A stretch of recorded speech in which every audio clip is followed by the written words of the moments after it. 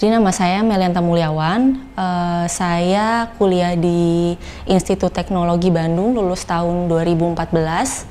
Saya ambil jurusan painting dan drawing, tapi setelah saya lulus saya mulai tertarik untuk explore medium lain seperti 3 dimensi dan media campur.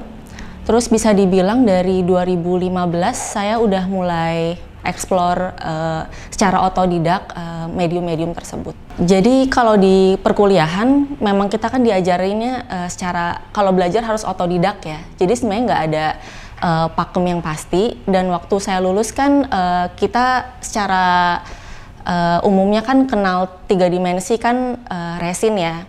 Terus 3 dimensi resin kan ada positif negatif. Nah, tapi kalau di situ saya pikir kayaknya nggak harus ada cetakan dan ada cetakannya gitu.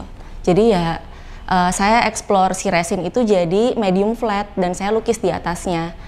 Mungkin dari situ kali ya saya jadi mikir sebenarnya tiap medium itu tuh punya potensi lain, punya wujud lain lah, nggak harus diolah dengan metode yang sama gitu. Dan dari situ juga saya mikir kayaknya bisa nih untuk menggunakan medium yang sebelumnya nggak terpikirkan, misalnya dari jahitan atau dari media yang udah ada tapi saya awetkan dengan resin gitu, dan saya cat ulang dan permukaannya itu jadi saya bisa mengaplikasikan painting yang saya punya di permukaan 3 dimensi gitu. Jadi untuk pameran ini mungkin bisa dibilang 2 tahun terakhir saya refleksi lagi kekaryaan saya dari awal sampai akhir.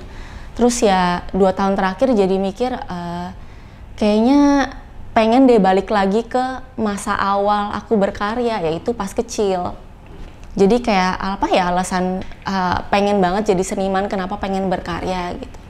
Jadi kalau di karya ini, waktu saya kecil tuh saya nggak punya banyak kesempatan main keluar rumah, dan di rumah saya itu ada satu ruangan 3x4 meter.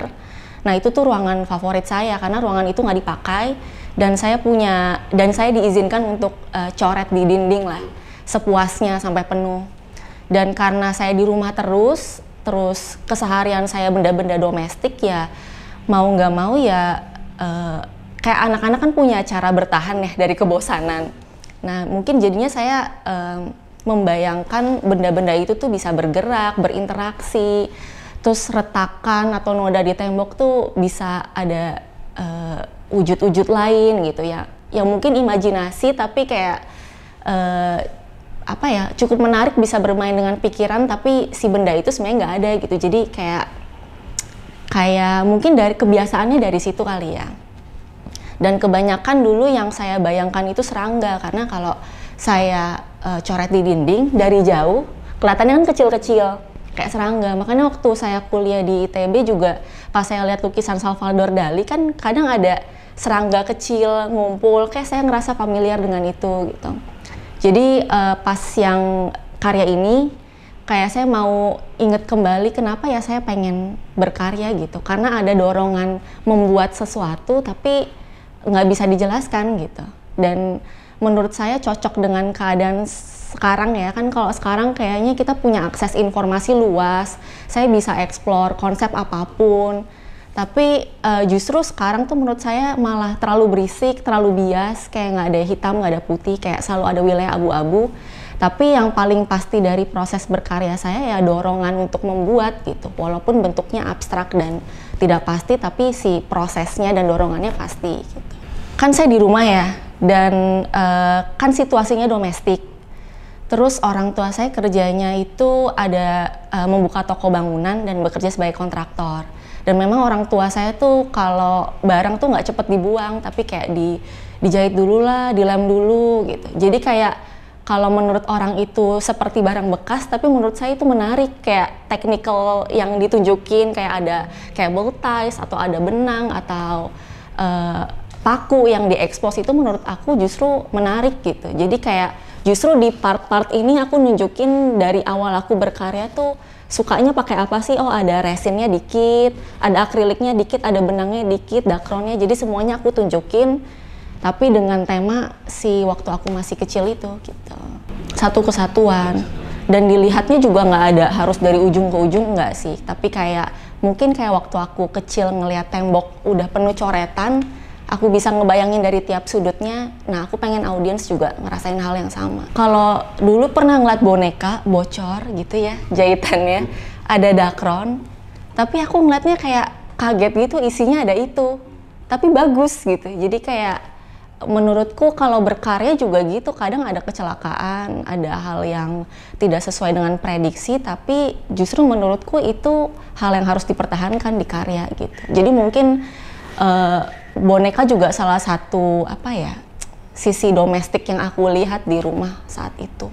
Kayak menjahit, kayak mungkin itu hal yang sangat perempuan dan jarang ada di patung gitu. Tapi sebenarnya itu bisa dijadiin patung gitu, si jahitan boneka itu gitu. Jadi kayak ngasih lihat modul-modul eksplorasi yang aku udah kerjain. Sebelumnya tuh kalau aku bikin selalu bikin modul terus diperbanyak. Nah kalau di sini kayaknya harus ada transformasi. Nah itu sebelumnya nggak ada di karyaku sih. Tapi nggak bisa dilihat dari satu part ya, tapi memang keseluruhan gitu. Dan kayaknya ini karya terberisik sih yang aku punya. Biasanya kan kayak repetitif gitu ya. Ini kayak macem-macem tapi dijadiin satu, tapi masih bisa dilihat sebagai satu kesatuan. Ya menurutku itu ya, kan sempet dibahas ya soal batasan.